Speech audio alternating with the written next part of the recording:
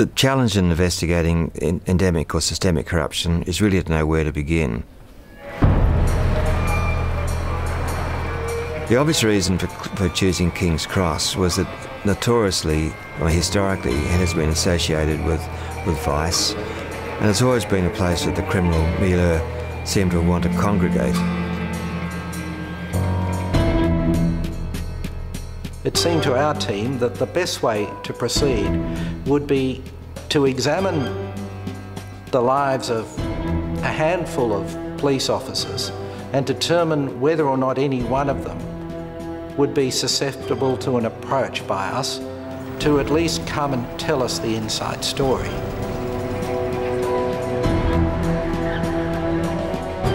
Looking for weaknesses where there's a potential for one of them to cooperate, as it were. And it's having to analyse that group and trying to find the weakest link. We couldn't run the risk of going to too many people and requesting assistance, because the word would get out that we were doing that. And if word got out that a number of people had refused to assist us, then we would reinforce the wall of silence, which is something we wanted to avoid. This cocaine drug trafficker in King's Cross, he'd identified Trevor Haken as being a person to whom he had paid bribes and with whom he had a corrupt relationship. I thought that of all the people whose profiles I examined, Trevor would be the one person who would take the opportunity to wipe the slate clean. Trevor had been a cop for 26 years. He was a reformed alcoholic in a volatile marriage with 4 kids. But he was known to be clever, quick, and courageous. We had to pick a time when we thought, oh, I don't like saying this, but when we thought he would be most vulnerable to an approach. If he was to get an offer of a clean start, the best time to approach him was at a time when he might otherwise think that his life had reached a crisis point. Detective Sergeant Trevor Haken was in serious trouble. The New South Wales Crime Commission was on the verge of uncovering his dealings with a major drug trafficker. He was called in before the Crime Commission and interrogated at length. On a monitor in another room, Nigel and John watched as Haken denied everything. I had some personal knowledge of him. He had young children.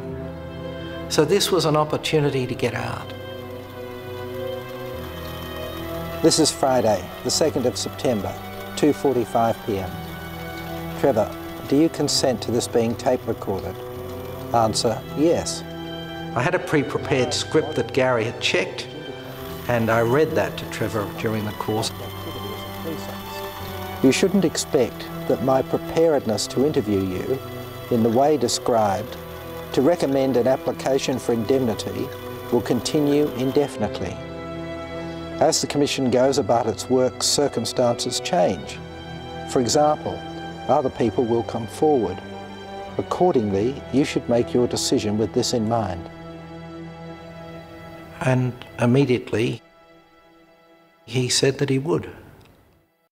He said, well, something to the effect, well, what if there was something happening tomorrow? I remember looking at Nigel and thinking, goodness, we'll have to stop everybody going home tonight because we're going to have to put this operation together. And we had an awful lot to do. His car was taken off him, and the electronics team obviously did certain things to it which permitted a camera to be installed and sound to be recorded. And his car and his person was from thereafter a mobile evidence gathering machine. The scenario would be that he would lead his normal existence.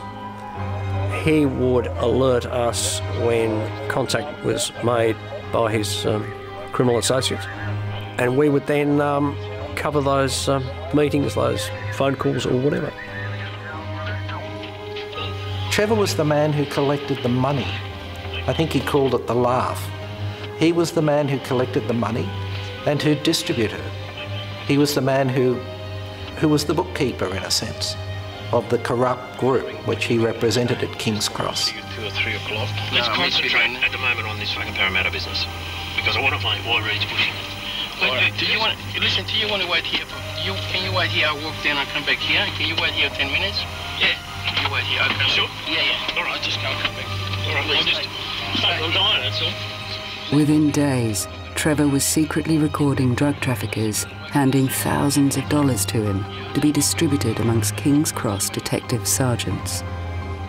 There existed, various terms, the giggle, the laugh, the Christmas club, the A-graders, who were people who were the recipients of large amounts of cash, invariably from the proceeds of drug trafficking, whereby one person would go around drug traffickers, collect money and distribute it accordingly. The laugh involved King's Cross detectives and suspected drug dealers, including Steve Hardass, Fat George, and Billy and Louis Bayer, who owned clubs on the Strip.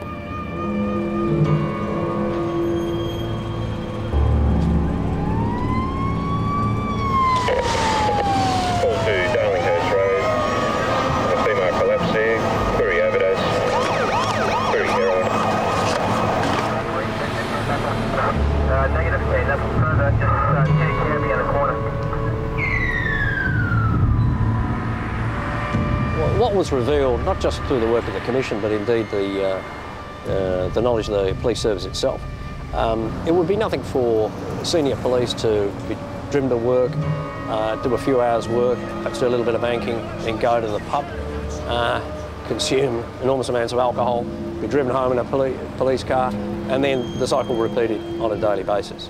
No supervision, no management. Hence corruption was permitted to thrive.